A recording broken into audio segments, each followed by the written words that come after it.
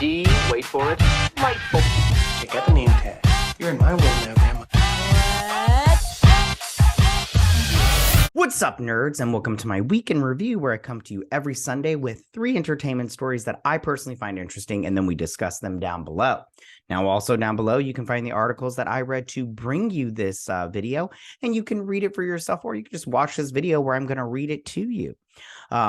I also want to say that before I get started, that if you like what I do here and you enjoy independent content here on YouTube, please consider subscribing to my channel. YouTube is always changing up their algorithm, and small channels like mine, we always get shoved to the back of the line. So please ask that you like, share, and subscribe, and I thank you in advance. All right, so now that we got all that jazz out of the way, why don't we go ahead and get started on these 3 stories. So for my first story this week, this comes from The Verge, and it talks about Walter Hamada, and it says Walter Hamada is joining Paramount Pictures following his Warner Brothers Discovery exit. That's Walter Hamada right there in the picture.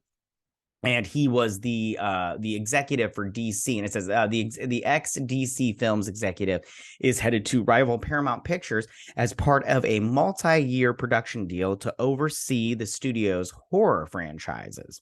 Now, Walter Hamada, if you guys don't know, and I think it says it in this article, he was huge in the horror movie projects over at Warner Brothers, and then he got the promotion of executive over DC. Now, listen, I didn't really care for Walter Hamada. I think he was making a lot of bad decisions personally in the DC universe, but at the same time, I don't think that he got enough time to really shine.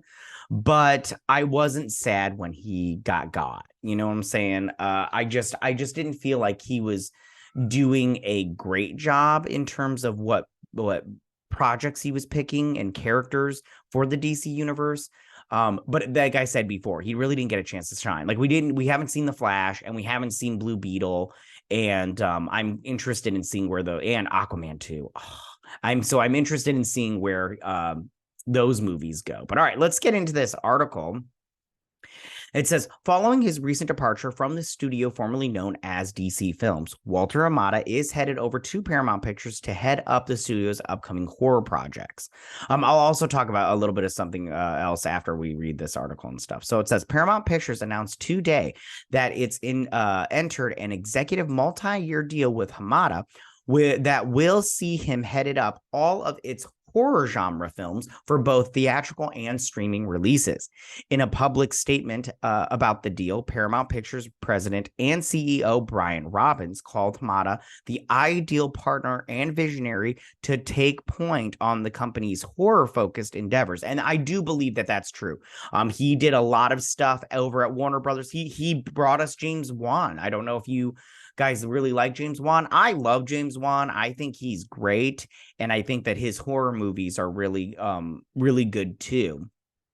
And of course, he did Aquaman, and I love Aquaman. And Aquaman is the only DC film that's made $1 billion. That's right, people. Aquaman. Suck it. I only say Aquaman's my favorite DC character, and I just love to rub it in people's faces because I got made fun of so much when I was younger for loving Aquaman, and now I just get to gloat, and I'm all like, yeah, suck it, haters. Anyways, okay, so okay. He also pointed to the success of the director Parker Finn's Smile, which was really good. I enjoyed that movie. It wasn't like scary, but it had some jump scares, but it wasn't like, I wasn't all like, oh no, what's happening? It wasn't like, anyways, which released theatrically after originally being meant for Paramount Plus. As an example of the kind of opportunities Paramount sees in pursuing the horror genre with Hamada guided the studio's efforts.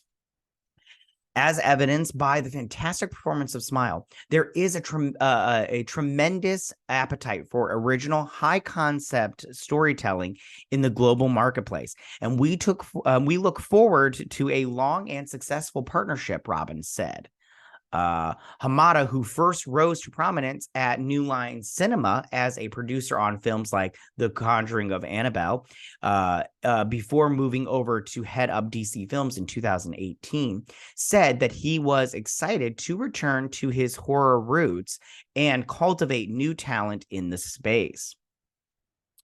Over the course of my career, nothing has been more gratifying than discovering emerging first-time filmmakers and writers unleashing their brilliance in a studio setting, Hamada said. Thank you to Brian and an entire team at Paramount Pictures for this tremendous opportunity. I can't wait to get started. And we have Meta CEO Mark Zuckerberg join The Verge's deputy editor Alex Heath for an in-depth conversation about the company's new high-end mixed reality headset. Oh, I don't think this is a part of this thing. Yeah, fuck Zuckerberg. Anyways, so one thing that I think, hold on, let me do this picture right here. So one thing that I think that whole Walter Hamada really has to struggle with is his time over at Warner Brothers and the Ray Fisher situation. Now, I want to be honest. Ray Fisher spoke out about his problems over at Warner Brothers, and it was mostly with Jeff Johns and what's his face? Toby Emmerich and Joss Whedon. And I understand that he had problems, but he spoke out, and he, in my opinion, is suffering for it because Hollywood doesn't like it when you do that. They like to keep the behind the scenes stuff behind the scenes. And when talent like this speaks out, it shows that he's not willing to play the game. And like I said before, he has suffered for it. I mean, he hasn't been in any major movies since Justice League. I mean, a lot of people want to point out he was on some show about like love stories or some crap like that. And I mean, he does do theater, and that's fine. But everybody wanted to be all like, oh, he's in this, what is that, Moon Rising or whatever it's called, that Netflix movie that Zack Snyder is doing. But you also have to remember, Zack Snyder is the one that hired him, and Zack Snyder hired him to be in Justice League. So I don't look at that as a shoving it in people's faces kind of thing. But where does Walter Hamada fit in this? If you remember, or you don't know, and I'm just going to tell you for the first time, he called Ray Fisher to try to hush him up during this whole thing. You know, Ray Fisher was speaking out, and he was talking about his experience and how he was treated badly. And I don't like that at all. I don't like people being treated crappy at work. Like, if you go to work, you just want to go to work and do your job, no matter what it is. And you don't want to be treated like, a POS at your work. You just want to go and make your money and then go home at the end of the day. And I think that that's what Ray Fisher all he wanted to do was he just wanted to go to work, and he wanted to do his art and, hone in his craft and all that stuff. And, and the forces behind the scenes were, not being nice to him about stuff. There was one story that I thought Ray Fisher was being a little ridiculous about, but that's besides the point. Okay, so Walter Hamada, what did he do? He called him and he was like, hey, can you just like calm it down, dude? Because, we got monies to make here and you're jeopardizing everything. Should he have done that? Probably not. But at the same time, I'm like, he did it. And, what are you going to do? Now, I know some people won't, ever forgive Walter Hamada. Me personally, I don't care. I'm going to see all these movies that they put out because, when he brought us James Wan, and I like all of James Wan's movies so far. I think that they're really fun and they're entertaining, and I think that they're, directed very well. Even that new one, Malignant, I thought was pretty good. I thought it was fun and it was, yeah. But listen, Walter Hamada is going over to Paramount Pictures. Let's see how he does over there. Maybe he'll make it work. Maybe he won't. We'll see. If you don't like Walter Hamada, I get it. But if you do, if you're like one of people like me and you're like, I don't care, let's just see what happens. But yeah. All right. So that is my first story this week. So for my second story this week, now this article comes from Giant Freaking Robot, and it started over at the New York Times, but they want to charge you to read their articles. And I'm like, fuck that noise. I'm not paying to read your article. But it says, okay, so it says Jason Blum and James Wan, who I just talked about in my last story, are ready to create a horror empire. It says Jason Blum and James Wan are merging their companies, Blumhouse and Atomic Media, into a horror powerhouse. Look at these guys. So it says Jason Blum and James Wan are two of Hollywood's top horror movie producers. Ain't that the truth? And according to Variety, the pair is in advanced discussions to merge their respective production companies, Blumhouse and Atomic Monster. Should the merger go through, the move would create a horror empire over at Universal Pictures, where Blumhouse currently has a first look deal. Atomic Monster just concluded a similar deal with Warner Brothers over the summer after almost a decade. And then it says, the partnership between Jason, sorry guys, I got a little bit distracted. The partnership between Jason Blum and James Wan would greatly increase the company's horror offerings, and Atomic Monster benefiting from Blumhouse's existing infrastructure to further scale activities in film, television, and even video games. That sounds amazing. The primary goal for both companies is to considerably increase output from both sides, according to the New York Times, the article I had mentioned. If you have the New York Times, like you subscribe to them, you can go and read that article, for free. If you don't, though, they only let you read it. They only let you read, I think, 3, or maybe it's 5. Or maybe it's 10. I don't know. They only let you read a handful of articles for free, and then they're like, we're going to start charging you now. And I'm all like, what? Do advertisement, asshole. Blumhouse would release a minimum of 8 horror movies in theaters annually. That's so many. Which is nearly double what the company typically delivers in any given year. That's a lot of horror movies. Let's see. Okay, sorry, I was just checking to see how much. One of Harrison Ford's best thrillers is leaving. Oh, sorry, I'm reading these highlighted parts. They need to stop doing this on these articles. Anyways, Jason Blum is currently the most successful horror movie producer in the industry. I would agree with that 100%. With his company Blumhouse Productions generating around $5 billion at the global box office, thanks to blockbuster franchises like Halloween, which the new one was awful. That Halloween Ends movie, terrible. The Purge and Paranormal Activity, which I don't care for those movies. The Paranormal Activity ones, the first one's good. I don't like the rest of them. And The Purge, the first one's good. The rest of them are okay. Anyways, James Wan, of course, is the mastermind behind horror hits such as Saw, which I only saw the first one. I like the first one, and then that's it. The rest of them are all trash. And The Conjuring. Love The Conjuring. And both those films serve as launch pads, incredibly lucrative franchises since 2004. The Aquaman and the Lost Kingdom director and Blumhouse have a combined box office of $11.6 billion. Good for them. I cannot wait for Aquaman 2. For years, Jason Blum has built up his company by recognizing terrific ideas from talented filmmakers.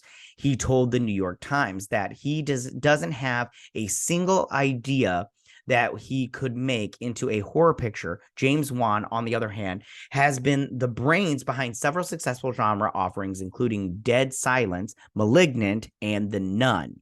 He indicated to the outlet that he has such a large number of ideas bouncing around in his head that it's more than he can take on by himself.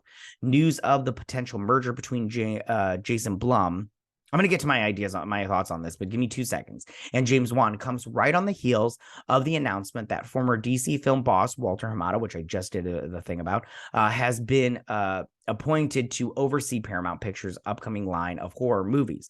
Beginning next year, Hamada will oversee all the studio's genre offerings, which we already talked about in that one, which will consist of several mid-budget horror flicks releasing annually in both theaters and Paramount Plus. While working on Warner Brothers Discovery, Hamada produced dozens of horror titles, including the Friday the 13th and Nightmare on Elm Street remakes, which were not good. Several entries in the Conjuring universe and 2007 adaptation of It and Lights Out.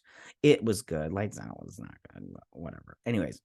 The horror business is clearly alive and well, with Jason Blum and James Wan likely joining forces very soon.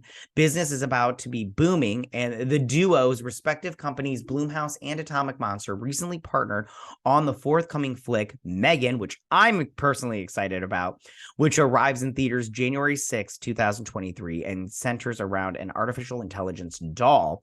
We're hoping that the upcoming feature is just the first of many collaborations between the two horror juggernauts. Now, on to my thoughts on this. I think this is a good idea, and basically what it is, and they're keeping the companies still separate, and they're doing their own thing, but they're minimizing their output into their cost in terms of how many people they have in their office. Like they're excuse me, they're sharing the same office space on the lot of Warner Brothers, I believe. Don't quote me on that. So they're sharing the same office space, and then they're condensing their people in terms of how many people they have. And I think that that's great.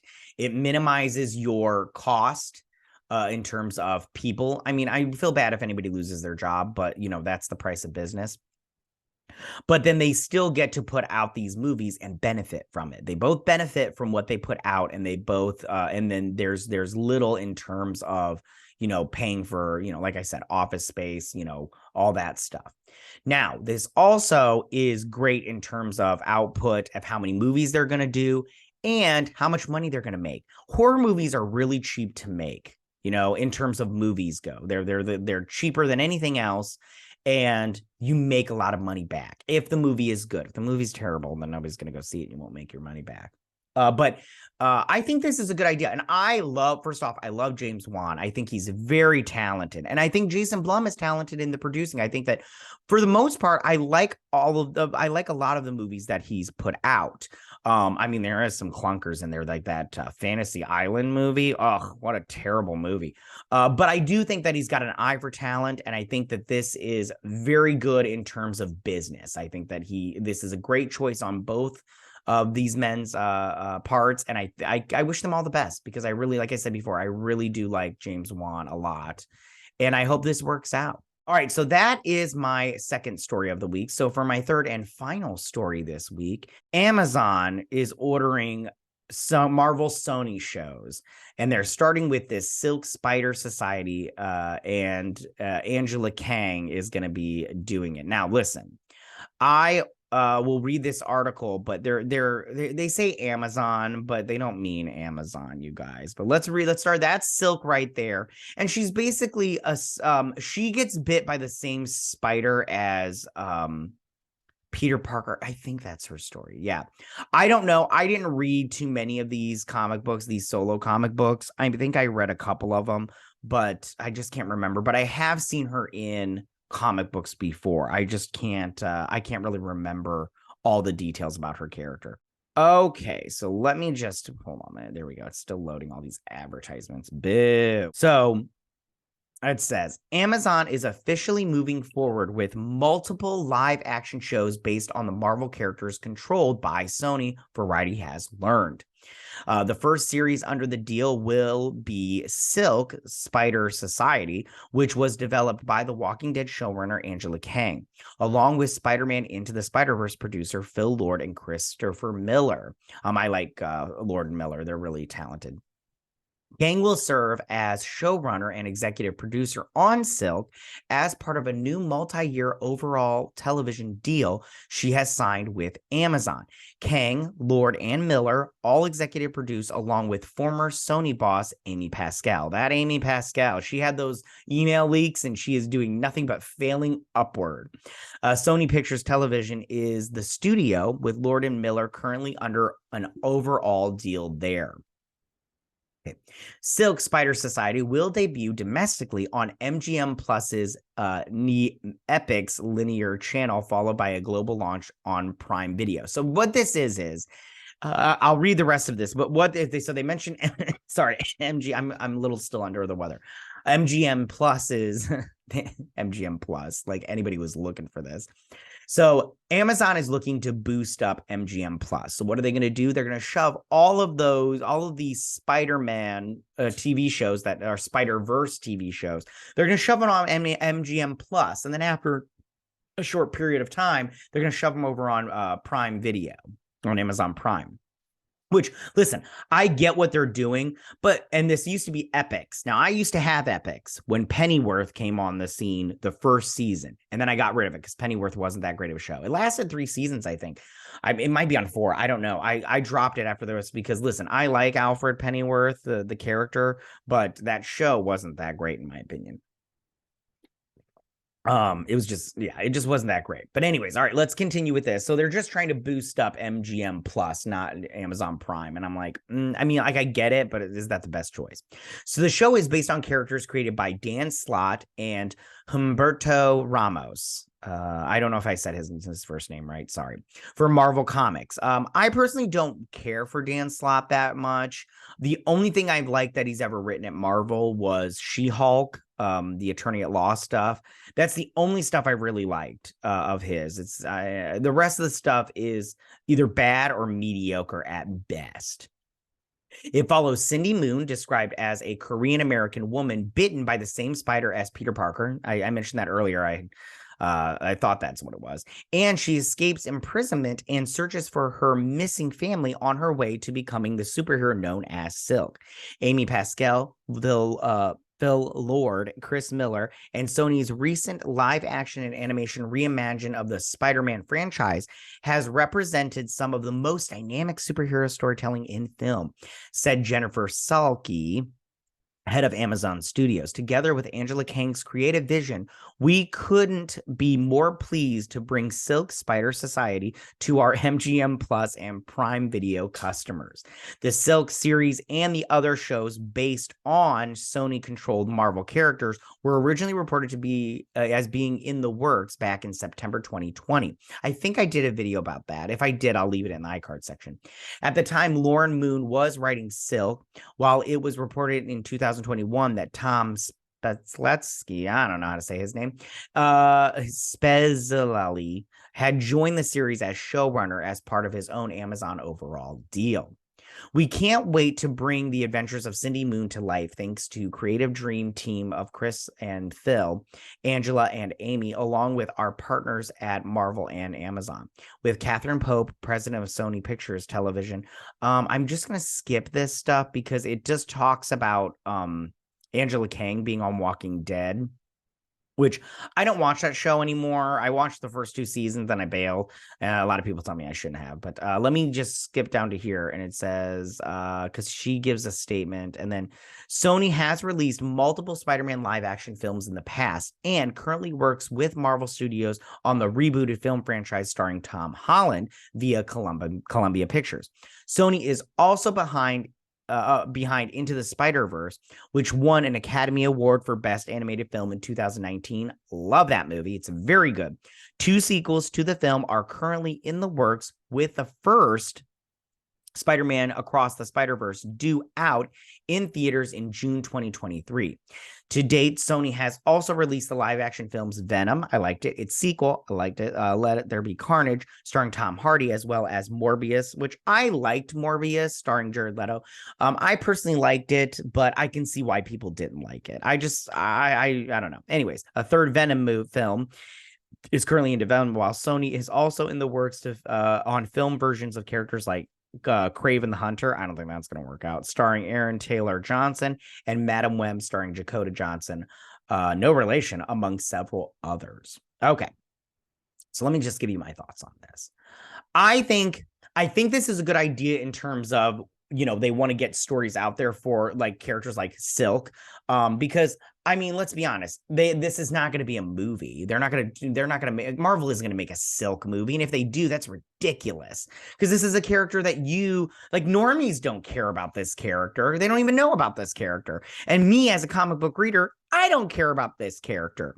So I think a show is probably the best way to go about it. Now, if they don't do justice to this show in terms of visual effects, then it's going to fail. I'm sorry, but when it comes to, you have these, I'm a firm believer, if you can't do the superpowers right, don't do it at all. Okay. I'd rather have quality over quantity. And Marvel's learning that the hard way these days. But I think that this is a good idea in terms of them trying to get more Spider-Man characters out there. But I have reservations in terms of Sony being able to pull it off in a good way. But we'll see how it turns out, and I'm curious to see who they pick to play this Moon Girl. And she also creates this like pheromone that gets Peter Parker to, like, you know, want to smash and everything, which is very interesting. I'd like to see that. I wonder how they're going to do it, and Peter Parker's probably not going to be in it, which I think would be a bad idea. But I'm sick and tired of these Spider-Man movies without Spider-Man. You know what I'm saying?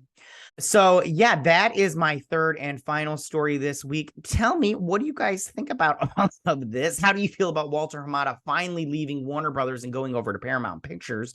Do you think he's already he's paid his dues and we just need him to go do something else? Or do you think he hasn't suffered enough and he doesn't deserve this?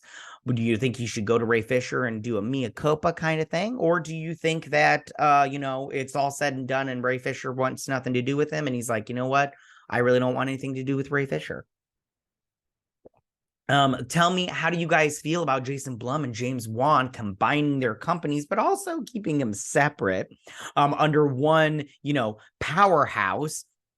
Do you think this is a great idea, a bad idea? Do you like Jason Blum's produced movies, his horror movies? And then how do you feel about James Wan's movies? If you don't like James Wan's movies, that's weird, I think.